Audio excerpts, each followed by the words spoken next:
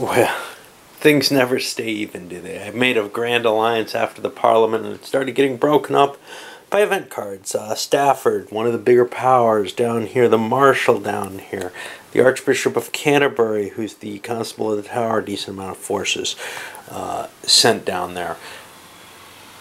And at this point, Mowbray slides up with his alliance and is able to connect with the Duke of Somerset, who's also Warden of the Northern Marches. They hook up here and form themselves a strong point. Now, the chances that the rest of the players have enough force to challenge him is very low. And I think a battle coming out of this Parliament is unlikely. Everybody's going to kind of split up and try to look to their own interests once again. This desire to wipe out the Lancasters has been defeated. And in some sense it makes sense. Somerset is no threat to Norfolk, or the other way around, which is to say, Norfolk can win the game with the Duke of Somerset in existence. So he has no real desire to wipe him out. So they're now becoming almost a natural ally of a sort. Except for the fact that if Somerset ever gets powerful, he'll want to wipe Edward out or capture him. He does not want to be in this position where he's got somebody above him. But he's in no position to knock him out right now. Now, had he been included in the deal, things would have looked a lot different, I bet. But since he didn't get any of the titles or any of the jobs or anything, well, he allied with the side which the rest of the dispossessed, as it were. Alright, so unless my count is way off, there's no way this is happening. Well, an interesting little bit of annoyance. Mowbray, as Chancellor of Lancaster, and as Mowbray, got summoned into Wales. And the Chamberlain of Chester is sitting there, not sieging him, but screening him. He can't get out. He's got the royal heir there. The entire Lancaster force is going to have to try to come down, not including Somerset. He did not that in league with Edward. He just was trying to save his own skin so he could get to the Northern Marches and not break any alliance. But this is a situation where this could be very, very bad. We've got a force that could lay siege, I believe, if it all combines together. We're not too far from it. This is a full 500 boat here. This is 320, 400, 495, 540. So right now we're almost at, and this can't get any bigger. This is the maximum size that you can have in a royal castle. 300 men, 200 strength points for the thing. It's more than the Chamberlain of Chester can muster on his own, but his whole faction can lay siege, and that may lead to an interesting little battle in Wales. And what is often the funny and very irritating case in this game? Well, something opens up some opportunity, like this Welsh situation. A siege is laid, or, you know, a situation's laid where it looks like it may come down to something big, and then another card comes up and strips some of the troops away. And now the forces that would have perhaps allowed for this climactic battle in Wales, they're gone, and he's likely to just withdraw and let Mowbray and the prince out.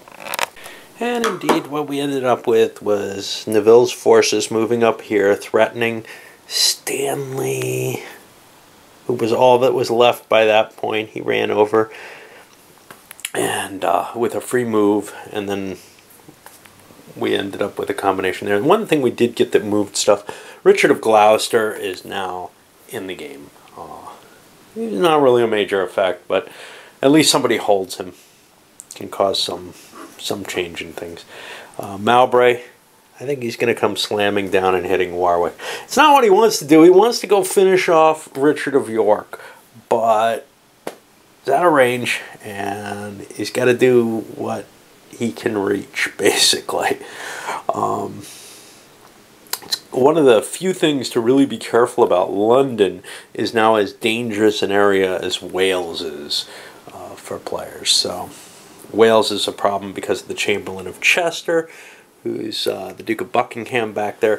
He's got 200 extra troops there. Likewise, Constable of the Tower has 200 extra troops here. These are more powerful switches than the Warden of the North of the Marches with 100. There's two 300-point switch, or no, only one. And one 300-point switch, which is the Captain of Calais. That tiny little area has a ton of troops.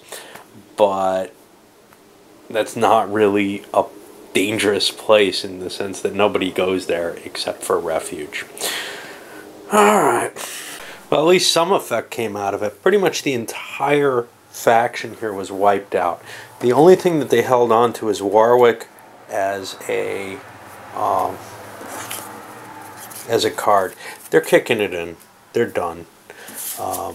They could have gotten out actually with a free move. They had a couple of them. They could have pulled some of their key people out. What they're looking at is just, hey, it's over, man. You know, no reason to keep pushing forward. Maybe this will end if people, if the numbers start getting down low enough, and that's what I'm kind of hoping towards here. All right, so I'll still give the free draw when it comes to their turn to the people who beat them. They didn't even have to use the Scots.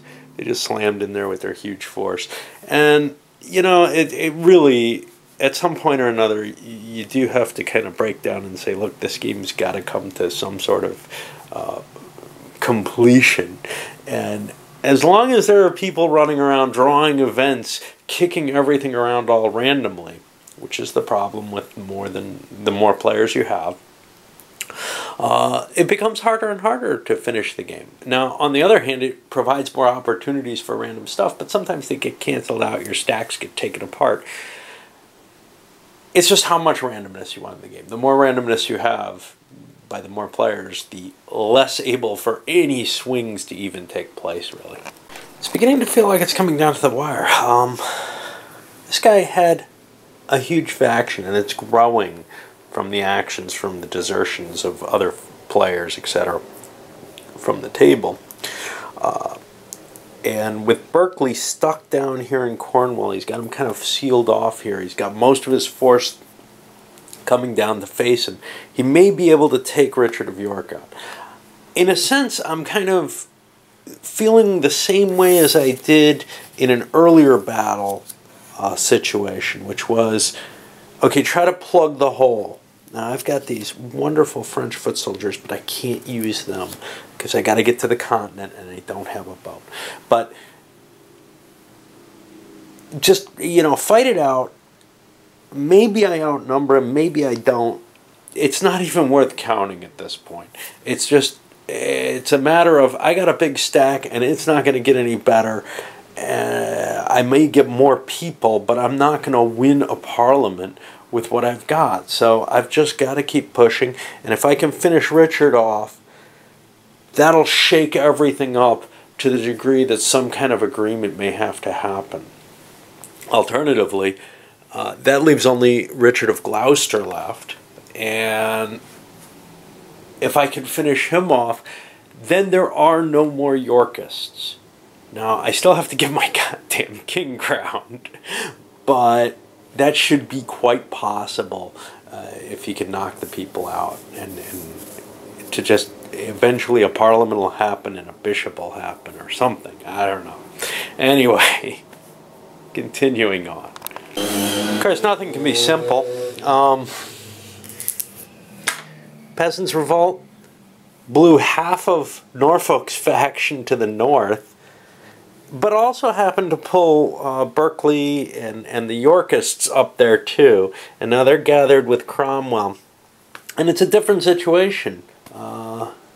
He's actually probably weaker where he is if I can get enough force into play. I don't know if that's possible though, because 1, 2, 2, I don't know, 1, I hate this map, 3, 4, 5. I'm just not going to be in reach, and then he can jump down to the Tower of London area where he's just too powerful, I think. Again, not really counting the numbers, but it's, I think I was stretching it here. Anyway, back to stasis. And we're back in stasis. Everybody's in their home area. Berkeley has moved into the Tower of London area. Stafford's moved most of his forces over to the Wales area. He's about ready to slide this back over. It got called out again. Probably the easiest thing we have to kill is with this huge stack is up there against the Warden of the Northern Marches. He's the weakest of the central, the people who have power. But it doesn't help us much. Killing Beaufort doesn't help us at all. Throwing him into somebody else's hands who's more powerful may hurt us. And whatever we shake loose isn't that terribly valuable. You see, the real problem here is the big power players in my hand aren't that big. I got 100 for Percy. I got 150 for Norfolk. Make it 200, which is pretty damn potent. That's enough that I can roll into things. But it doesn't count against the big champions in their local areas. Mowbray up here in the northern Lancaster area might be worth it. It might be worth it if I can get Buckingham to agree to a fight over there. And it's impossible to shake this game loose, essentially. Nobody's moving, nobody's doing anything. All kind of scrambling around, but nothing happens in the end.